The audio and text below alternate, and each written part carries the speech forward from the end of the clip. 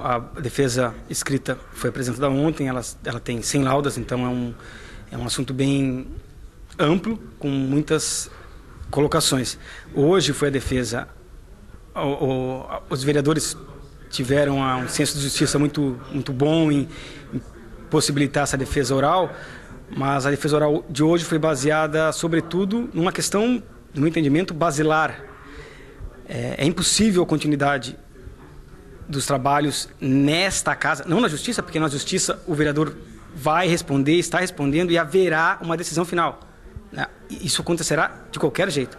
Mas nessa casa é impossível por um fato muito simples.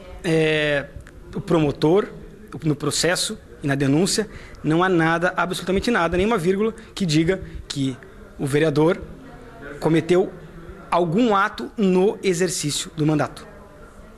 E como eu expus aqui, o Supremo Tribunal Federal, o Congresso Nacional são bem claros, o próprio dicionário também é muito claro, e os nossos doutrinadores também, de que só pode quebrar decoro aquele que foi devidamente eleito, aquele que ocupa uma função pública. Se nós entendermos, e foi por isso que eu fiz aquela explanação teatral até, naquele momento, se nós entendermos que qualquer cidadão pode quebrar o decoro, há um perigo muito grande. Um jovem de 15 anos que acaba por uma felicidade, uma vicissitude da vida, se movendo numa briga, ele no futuro pode ser penalizado por quebra de decoro. Um acidente de trânsito, dependendo do que aconteça, se houver uma discussão mais acalorada, pode acontecer quebra de decoro. Citei o exemplo de todos os radialistas e jornalistas como João Carlos Gonçalves, por exemplo, o Nilson Gonçalves e também Patrício Destro, entre muitos outros que já passaram por aqui. Se nós pegarmos o que eles falavam, as críticas que eles se referiam aos vereadores desta casa antes do mandato, por que não, ao menos em tese, se investigar a quebra do decoro? Porque se essa Câmara disser que não, qualquer cidadão, não importa se é político ou não, quebra o decoro, mesmo antes de ser político, antes de ser eleito, o campo é gigantesco e qualquer um, você, qualquer um que está nos escutando, pode quebrar o decoro. E se você quebrar o decoro, se você cometer alguma atitude que possa quebrar o decoro, esqueça, se essa Câmara entender que isso é quebra de decoro, você não pode nunca mais vir aqui. Não pode mais ser eleito. Porque a quebra de decoro não começa. Se essa Câmara se entender, a quebra de decoro não mais começaria a partir do momento que ia ser eleito, mas começaria desde o primeiro dia de vida. Ou eventualmente até na própria barriga. Quando que é? Quando, talvez após o parto, talvez no começo da gestação. É uma questão muito complexa essa, que no meu entendimento faz com que esse caso tenha que ser arquivado, porque eu concordo com os ministros do STF, eu concordo com o entendimento do Congresso Nacional. É impossível, quem não é político, quem não é eleito, quebrar o decoro. É impossível que um cidadão comum, uma população, quebre o decoro. E o que está sendo imputado ao vereador em questão foi imputado quando ele não era político. Não há uma mancha na imagem da Câmara? Vou imaginar que um vereador com 5.000 votos seja eleito, ele compre os 5.000 votos e consiga ser eleito, e ele utilize desse mesmo argumento para não ser... para continuar exercendo o mandato, por exemplo, ou sendo eleito, ele exercer como vereador, realmente ele estando na casa, mesmo sabendo que houve uma compra de votos, uma suposição nesse caso. Sim, podemos pensar em 5, 10, 20, 100 mil votos. Esse exemplo é um exemplo muito interessante. Podemos pensar até... Muita gente até faz associação do Bolsa Família, que supostamente a presidenta, o PT, compra milhões, uma porcentagem gigantesca da população com a Bolsa Família. Uma compra, entre aspas, ou coisas do tipo. Sim, é um exemplo muito interessante.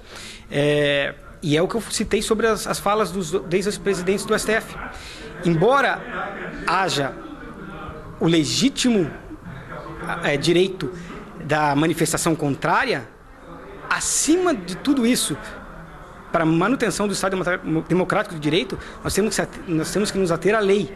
E se a lei diz que só quebra o decoro quem é parlamentar, nós, por mais que se tenha vontade, porque nós estamos num clima de caças bruxas, por mais que tenha vontade, dane-se a lei, vamos punir. Se a gente vamos punir de uma maneira diferente do que diz a lei, isso é muito perigoso.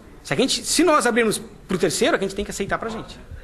Se a gente falar, não, tudo bem, não importa o que a lei diz, não importa que ele não seja parlamentar, vamos punir porque senão fica chato. A gente vai ter que aceitar quando a lei, quando não houver lei, quiser nos punir. E, reitero, há um processo. Se o vereador for culpado, e ele não é, mas se ele for culpado, o processo será julgado, já foi julgado em primeiro grau, vai ter o segundo grau, que ele vai ser absolvido, e ele será finalizado esse processo. E se eventualmente ele for culpado, ele será punido. Então não há que se falar em impunidade, em nada disso, porque a lei está sendo respeitada até o momento. Eu tenho certeza que a Câmara, acredito nisso pelo menos, a Câmara vai ter esse bom senso e não vai ultrapassar os limites da lei em função de eventuais questões políticas, partidárias, né? A gente sabe que o vereador não faz parte da maioria, não faz parte do bloco governista. Tenho certeza que isso vai ser resolvido. Eu acho que hoje foi o momento e acredito no arquivamento por questão de justiça. O procedimento, a gente sempre priva a ampla defesa. Nós recebemos a defesa por escrita do ora acusado e hoje a gente deu um espaço também para que ele pudesse fazer uma defesa oral. A comissão agora vai analisar a defesa do acusado, né, do vereador Maico César, e na próxima segunda-feira, às 10 horas da manhã, nós vamos analisar até lá, e na segunda-feira, dia 23, 10 horas da manhã, os vereadores aqui na comissão, ele decide pelo sim ou pelo não da continuação do processo da comissão processante. Nesse caso, se nós dissermos não, ela vai a plenário para ser votada. Os vereadores têm que ter sua maioria absoluta, até 13 votos, para que tenha essa garantia que ela não possa retornar à comissão. Então tem que ter toda a totalidade também. Não acatando, a gente vai começar agora a ouvir também as testemunhas de ambos lados para que a comissão dê prosseguimento aos seus trabalhos, né? Para que nós possamos concluir o nosso trabalho, que tem que ser concluído até o prazo de 90 dias, desde o dia que o acusado foi notificado. Então hoje nós temos 10 dias praticamente da notificação, né? Já foi feito todo esse trabalho, a defesa prévia, e agora os trabalhos vão continuar aqui na Câmara, na comissão processante, até a próxima segunda-feira. Segunda-feira já sai uma decisão da comissão, se continua ou não. Se não, estou sendo repetitivo, mas tem que deixar bem claro, sobe ao plenário. O plenário tem que votar pela não continuação. Pela não continuação, porque vai sair um parecer dessa comissão dizendo que não tem mais necessidade de continuarmos, portanto, a gente submete ao plenário. O plenário é soberano.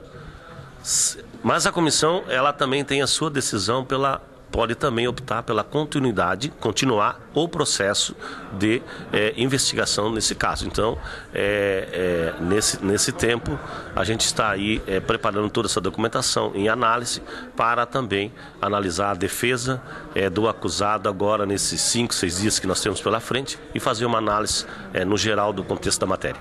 E o João Costa, como é que está?